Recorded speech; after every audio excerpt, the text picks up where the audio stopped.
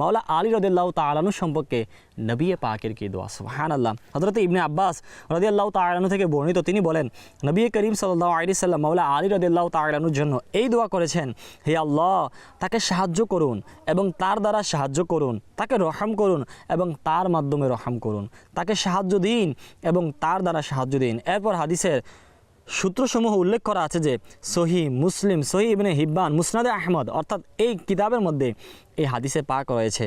দোয়ার প্রসঙ্গে আরও কিছু দোয়া রয়েছে। নবী পাক সাল্লাল্লাহু আলাইহি সাল্লাম মাওলা আলী রাদিয়াল্লাহু তাআলা আনহুর জন্য আরেক জায়গায় দোয়া করেছেন, হে আল্লাহ, যে তার বন্ধু হয়ে যায়, অর্থাৎ আলীর বন্ধু হয়, আপনি তার বন্ধু হন, আর যে তার শত্রু হয়, আপনি তার শত্রু হন।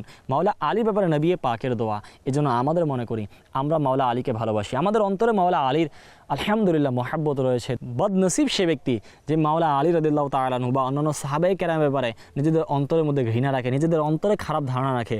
আল্লাহ পাক এমন আকীদা থেকে, এমন মানুষ থেকে আমাদেরকে হেফাজত দান করুক। নাম্বার 3, নবী পাকের আরেক জায়গায় দোয়া, সুবহানাল্লাহ।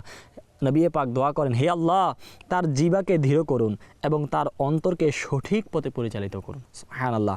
অন্য বর্ণনায় রয়েছে, হে আল্লাহ, তাকে সঠিক বিচার করা তৌফিক দিন। আল্লাহু আকবার। নবী পাক সাল্লাল্লাহু আলাইহি সাল্লাম সাইয়েদনা আলী রাদিয়াল্লাহু তাআলা আনহুকে যুদ্ধ ও কঠিন পরিস্থিতিতে দোয়া করতেন। এক যুদ্ধে হযরত আলী রাদিয়াল্লাহু তাআলা আনহুর হাতে পতাকা তুলে দেওয়া হয় এবং নবী সাল্লাল্লাহু আলাইহি সাল্লাম তার জন্য এই দোয়া করেন, হে আল্লাহ, যে আলীকে ভালোবাসে আপনি তাকে ভালোবাসুন, যে তাকে শত্রু মনে করে আপনিও তাকে অপছন্দ করুন, তাকে আপনার সাহায্য দ্বারা সাহায্য করুন, আর যে তাকে পরিত্যাগ করে আপনি তাকে পরিত্যাগ করুন।